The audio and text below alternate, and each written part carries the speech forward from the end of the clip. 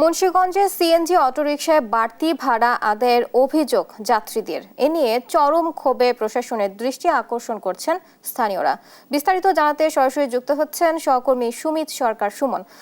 সুমন, বাড়তি ভাড়া নেওয়ার কি কারণ বলছেন চালকরা? তাদের বিরুদ্ধে কোনো ব্যবস্থা নেওয়া হয়েছে কিনা জানাবেন।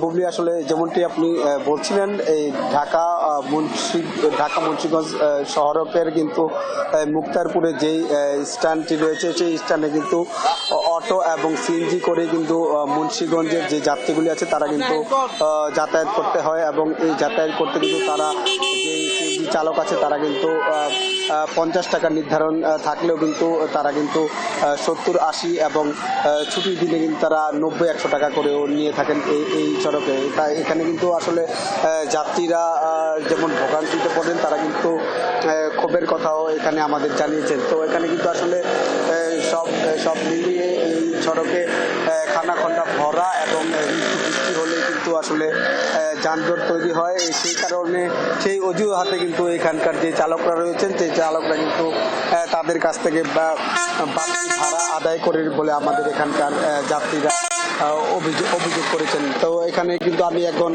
একজনের সাথে কথা বলার চেষ্টা করব। আপনি একটু জানাবেন আপনাদের ভাড়া কেমন? এবং ভাড়া হচ্ছে আপনার এই রাস্তা থেকে চাষারা পর্যন্ত আপনার হচ্ছে 50 টাকা, কিন্তু রাস্তাঘাট খারাপের কারণে বৃষ্টি হয়, অনেক ড্রাইভাররা বসে থাকুন লাগে জামে, এই কারণে 10-20 টাকা এক্সট্রা যায়। কাজে আমাদের ভাড়াটা বেশি লাগে আমাদের এই রাস্তার কারণে।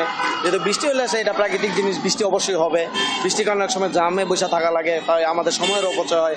তাই ভাড়াটা ঠিকই আছে, কিন্তু ভাড়াটা বেশি হয়ে যায় ওই যে রাস্তার কারণে, মূলত এই জন্যই।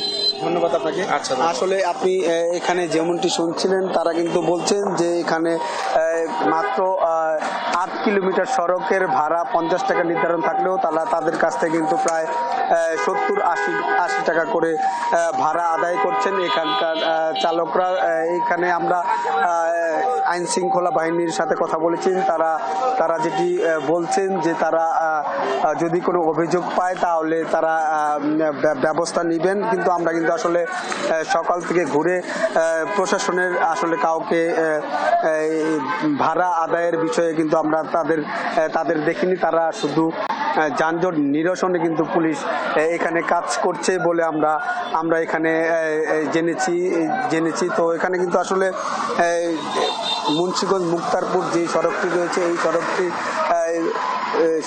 সেতু নির্মাণের কাজ হওয়ার কারণে কিন্তু সড়ক ভেঙে গিয়েছে, এবং বৃষ্টি হলে কিন্তু যানজট সৃষ্টি হয়। সেই কারণে কিন্তু আসলে চালকরা এখান থেকে যাত্রীদের কাছ থেকে ভাড়া বেশি আদায় করে বলে তারা জানিয়েছেন। তো এই ছিল আমার কাছে মুক্তারপুর সড়ক থেকে সবশেষ খবর। আমরা এখন চলে যাব স্টুডিওতে।